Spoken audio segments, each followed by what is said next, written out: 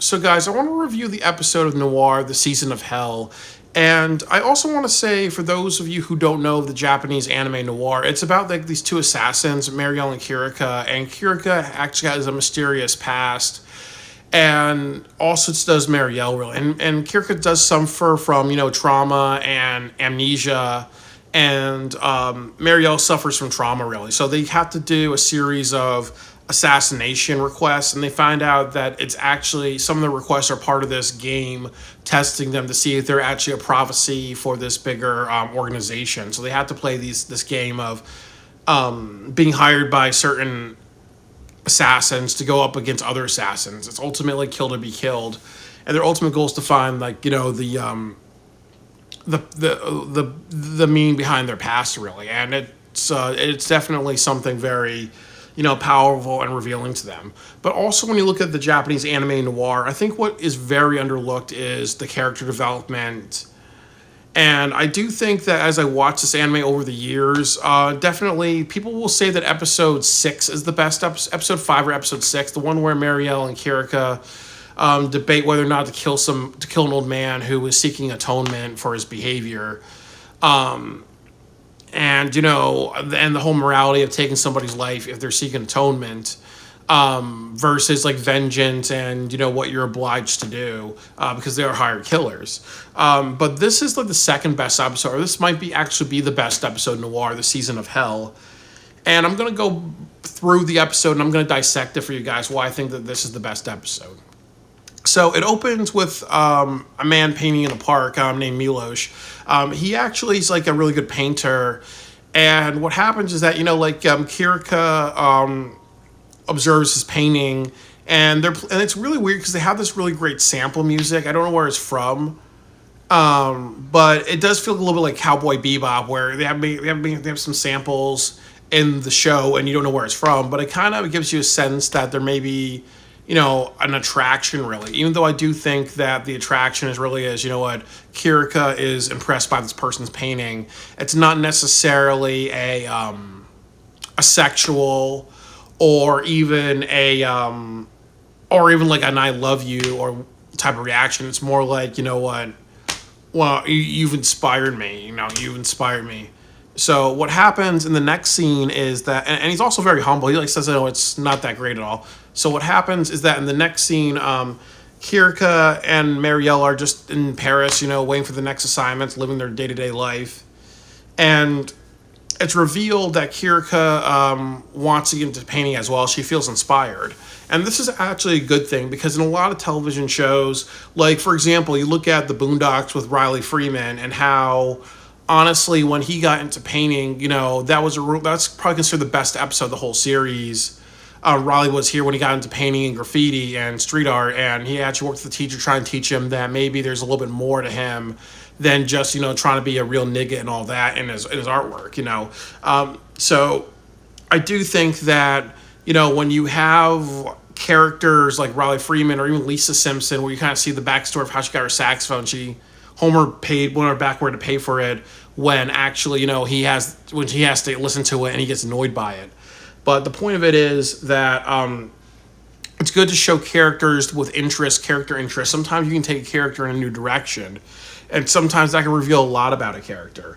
And I think this episode does that very well, really. I think that in this whole series, this and the Moonlit Tea Party are actually the two episodes that you kind of see characters in the anime noir actually be real people, or actually you do be a little experimental with them, and actually then you knock it out of the park, really. But in this episode, she gets into painting, and I explain why that's a good thing. Then she wants to start painting, but she feels a little insecure about it. She runs into Milos, and they actually start painting together. He does his own work. She does her own work. She's very amateur, so as he explained to her, there's a lot of painters that just do the drawing and then paint, not just paint first. That's usually what most expert painters do. The drawing, they actually do a couple of drafts of drawings. They take the drawing that they like and then they kind of scale it up big and then they actually paint it in. Like Picasso's Guernica was actually done that way. He actually sketched it on paper for a while on some even some napkins, and he sketched it, and then he said, okay, this is the one that I like, and then he took that and he blew it up and he made the famous Guernica painting. And many other artists do that as well, really. So, she paints it just like an amateur does. Like, you just throw the paint on the canvas, you don't sketch out your idea. And she does a good job, very impressionistic work. And then he kind of compliments her and says, it's distinctive. It's not an insult. It just means that, you have a particular style. And then what happens is that there's the B plot. There's two things. That what happens is that there's this assassin named Monami who gets away from them in a prior episode.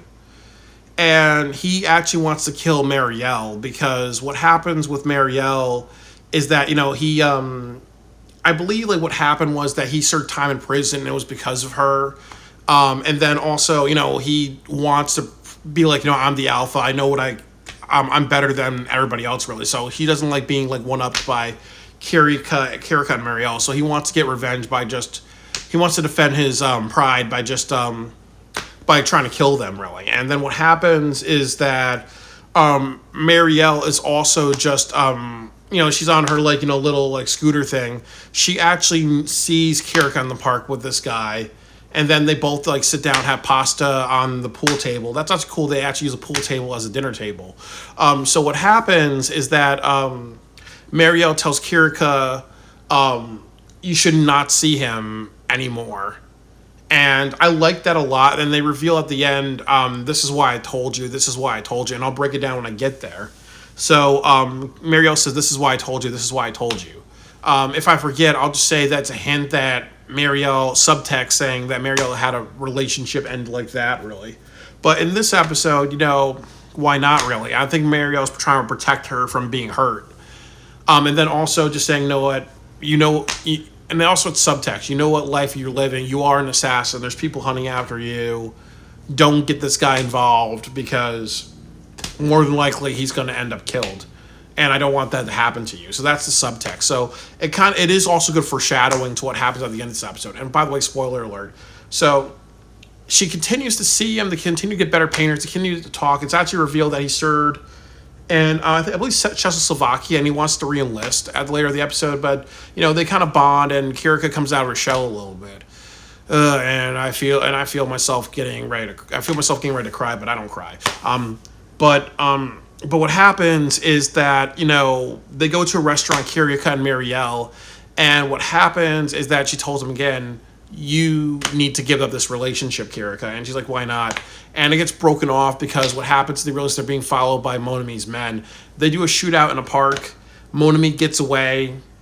And then you get to the third act of this anime. So what happens is that they do a little bit more painting, and Mr. Milos tells Kirika, what? You should keep at it. I'm re-enlisting. And he also says something like, being a soldier, shooting people, getting medals, that's all that I know. And she says, I can relate to that. So we're kind of seeing Kirika coming out of her shell. She's resonating. She feels happy. She's blushing a little bit. She kind of just, is connecting with another human being. She wants to connect with people so bad. And that really helps her out, really. Like, the only person she connects with is Marielle, because they see the same shit every single day, really.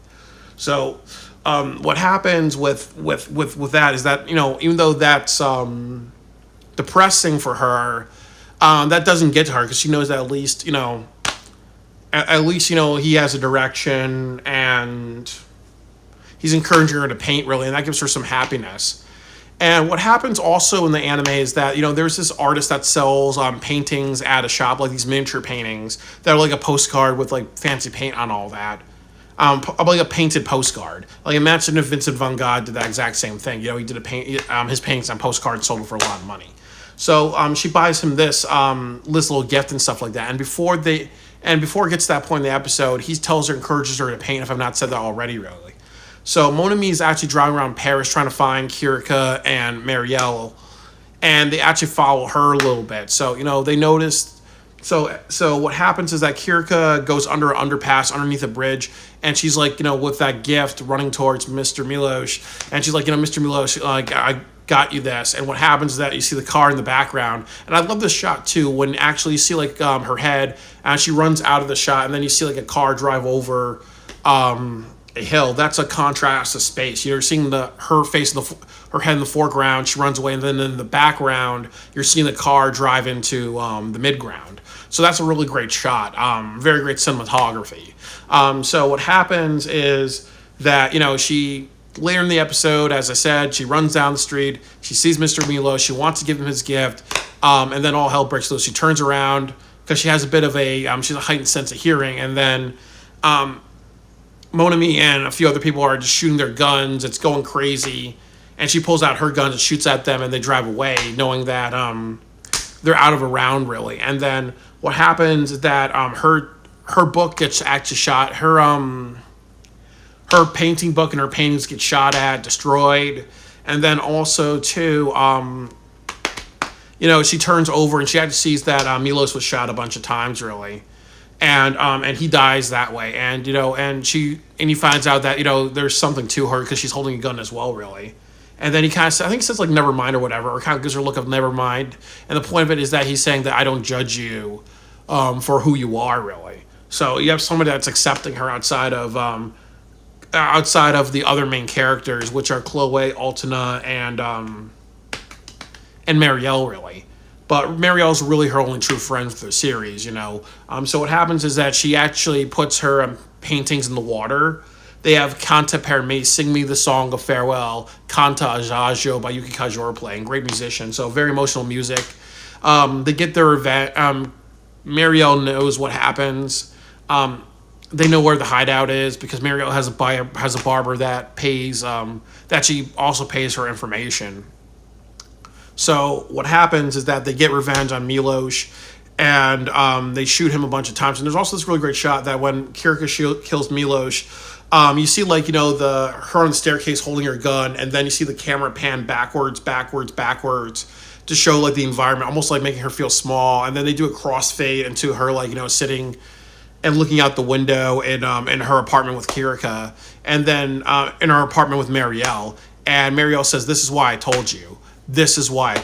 And then she walks away and says, This is why I told you. And it's kind of revealed through subtext that this is what Marielle was saying. You know what? She's had prior relationships, and she's seen a lot of people she loved die. In a future episode, she runs into her uncle, and there's something that happens between them.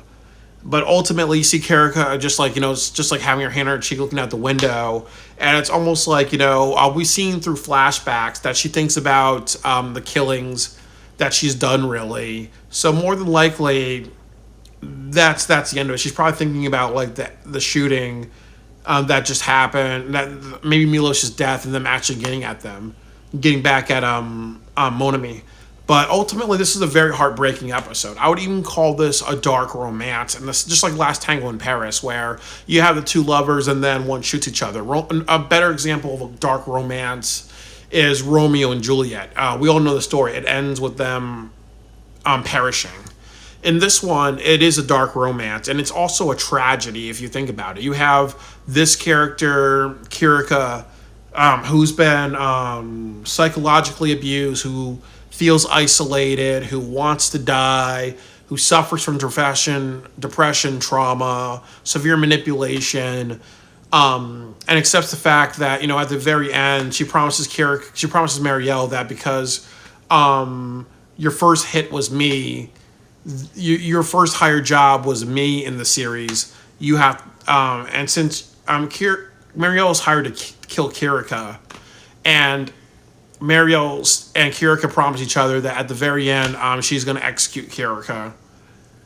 So she looks forward to dying. And actually the song Salvanos, if you dissect the lyrics, is about a person asking for God Almighty to kill them.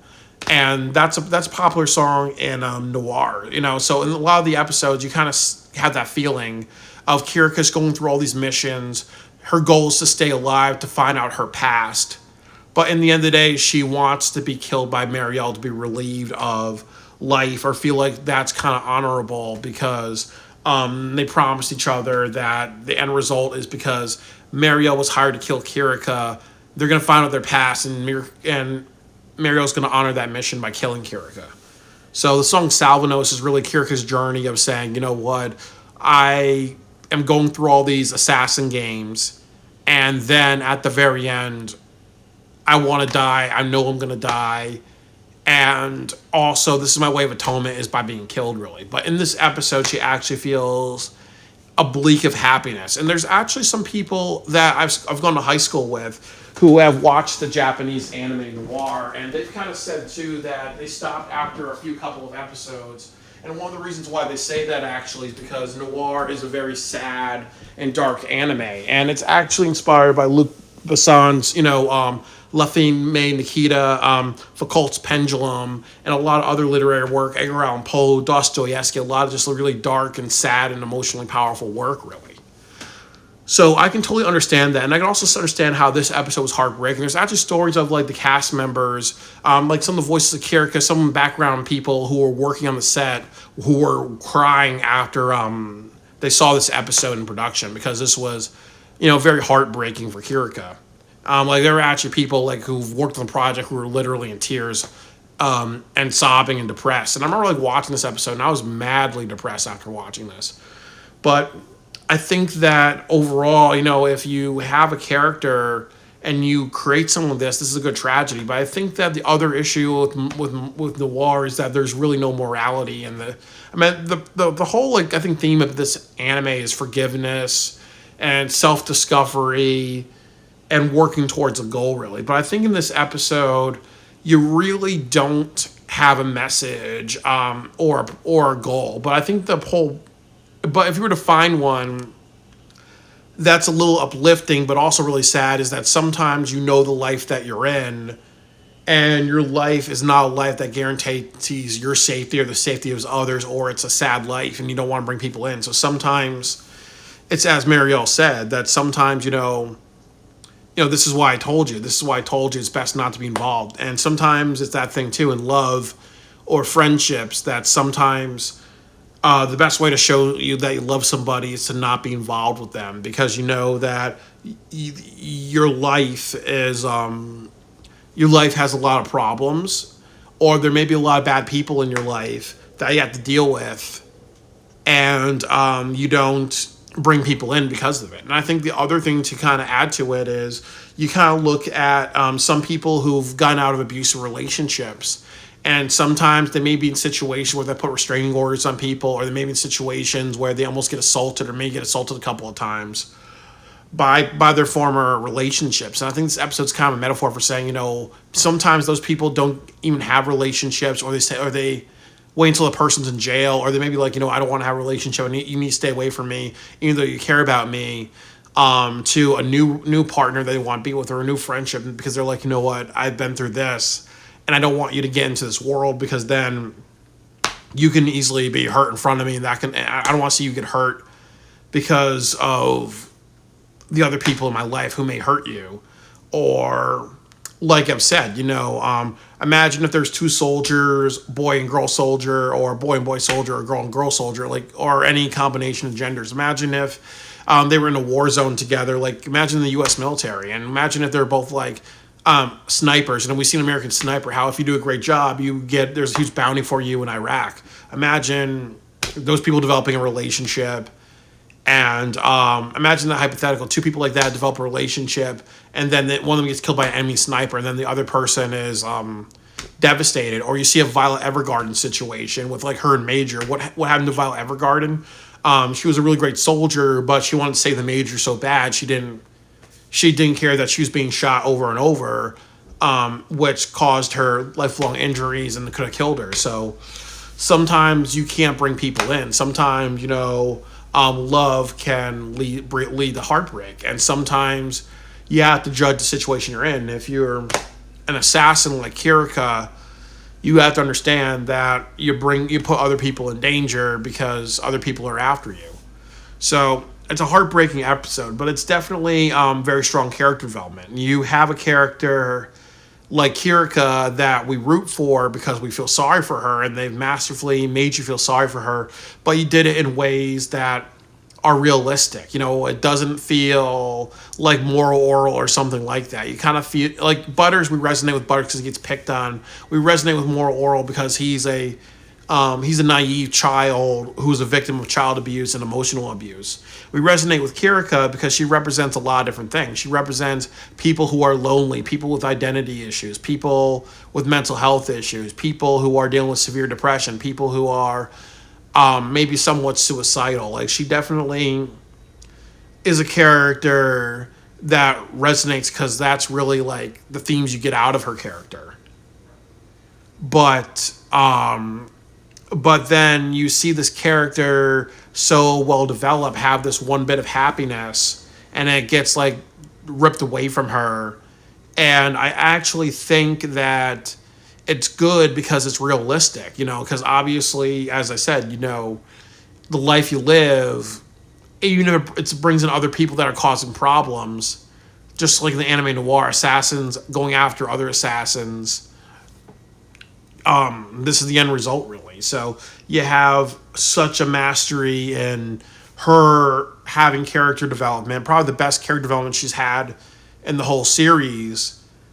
All that happiness and potential happiness be taken away over the fact that she's an assassin and people are after to kill her, just because some guy wants to flex his ego. Fucking punk bitch. But the thing about it is, that the heartbreaking emotions that you get is because it's done so well with character development. I do think that, honestly, it's a great tragedy because obviously you have a person developing character and then the ending where they actually lose probably the only happiness they're ever going to feel in their entire life, or the only thing that's going to develop them into a happier person, that just gets ripped away from them. And then that's really tragic. And then also dark romance, because obviously she and Kirika, even though it's not a sexual or a loving romance, it was a friendship. And maybe and some friendships end in tragedy, so you look at a film like Midnight Cowboy where it ends and has a sad ending. So the point of it is that it really fits in dark romance as well, because obviously if it's a romantic tale and it ends like this, that's really sad. But it definitely breaks a lot of conventional stories. Because in a lot of stories, you would have maybe Milos be involved, and then they have a relationship, and then Kirika gets away out of that lifestyle. That's usually how a lot of stories go. You have, you almost end it like Rurouni Kenshin, like how he went from a manslayer to having Miss Karu, and then they settle down, and that's that. You usually see that a lot in stories, except you reverse the roles. Instead of Kenshin and Karu, it's Kirika the killer, the woman, and Milos the man. So I do think that I just think I think that's kind of like really amazing. They can elicit so much emotions, but also too, it doesn't go the way that it's supposed to go in traditional stories. Even though you kind of know that it's a bit predictable, because like the story Noir and how it is really about people who are assassins and the life that they live. And I think that also the good thing about this episode is, just like in Neon Genesis Evangelion, a lot of or even like Black Lagoon, they do this well as well. It's not just about the shoot ups. It's not about the action. It's more about the impact of the life that assassins lead. Of the impact that it leads on these characters. There is a lot of loneliness. There is a lot of sadness. There is a lot of heartbreak.